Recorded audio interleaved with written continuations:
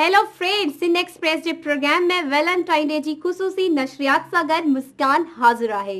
अॼु मोहब्बत जो आलमी ॾींहुं आहे ऐं आउं सभिनीनि पंहिंजे व्यूअर्स खे दिल जी नेक ख्वाहिशुनि सां विश कयां थी। जी व्यूअर्स, अॼु मोहब्बत ऐं चाहींदड़नि जो आलमी ॾींहुं आहे ऐं आई एम श्योर त अॼु जे ॾींहं ते माण्हुनि हिक ॿिए खे विश कयो हूंदो ऐं हिक ॿिए खे सुठा सुठा गिफ्ट बि ॾिना हूंदा ऐं मूंखे बि काफ़ी सारा लेटर्स, ईमेल्स ऐं SMS मिलिया आहिनि जेके मां शामिल कंदसि। I would like to thanks my viewers. जी व्यूअर्स, असां हलियूं था पंहिंजे प्रोग्राम जी फर्स्ट सेगमेंट जी तरफ़, जंहिंजो नालो आहे एक्सप्रेस मेकिंग।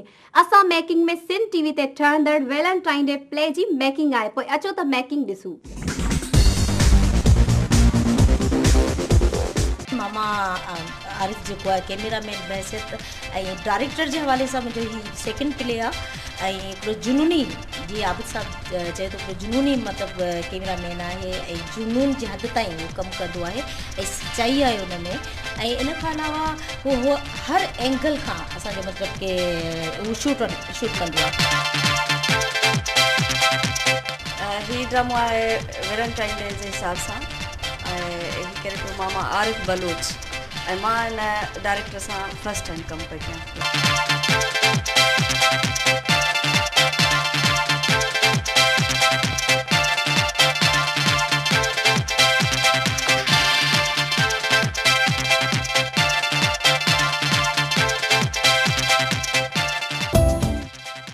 नाज़रीन, मां हिन वक़्तु हिकिड़े सेट ते आहियां ऐं असां हिकिड़ो ड्रामो रिकॉर्ड कयूं पिया जेको 14 फेबरवरी ते हलंदो ऐं वैलेंटाइन डे ते, ऐं जेको आहे हिन जो डायरेक्टर आहे असांजो मामो आरिफ बलोच।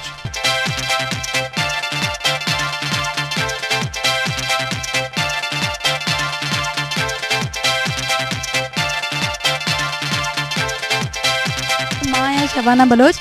तव्हां अक्सर मूंखे सिज़लिंग म्यूज़िक प्रोग्राम में ॾिठो हूंदो। हाणे मां वैलेंटाइन डे ते हिकिड़ो प्ले हा मामा आरिफ जो, हुन में कमु कयां पई ऐं तव्हां बि मुंहिंजे कैरेक्टर खे ॾिसो ऐं मूंखे ॿुधायो त मां हिन में कहिड़ो परफॉर्मेंस ॾिनो।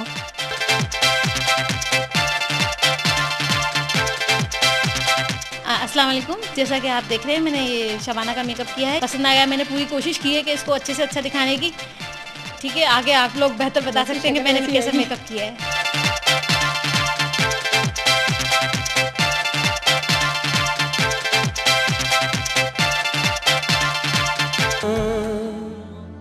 मैं कहीं भी हूँ।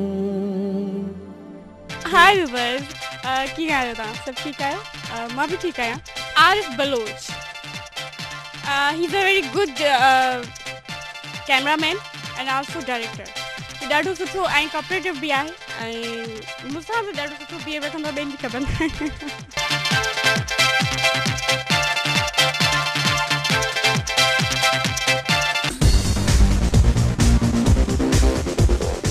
जी व्यूअर्स, तव्हां असांजो फर्स्ट सेगमेंट ॾिठो। आई होप तव्हांखे ज़रूरु पसंदि आयो हूंदो। ऐं हाणे वक़्तु थियो आहे असांजे प्रोग्राम में हिकु ब्रेक जो। ब्रेक खां पोइ मां अव्हां जा लेटर्स, ईमेल्स ऐं SMS बि शामिल कंदसि। ब्रेक खां पोइ वरी मिलंदासीं, केॾांहुं वञिजो न, छो जो करे असांखे तव्हांजो साथ ॾाढो प्यारो लॻंदो आहे। Stay with us.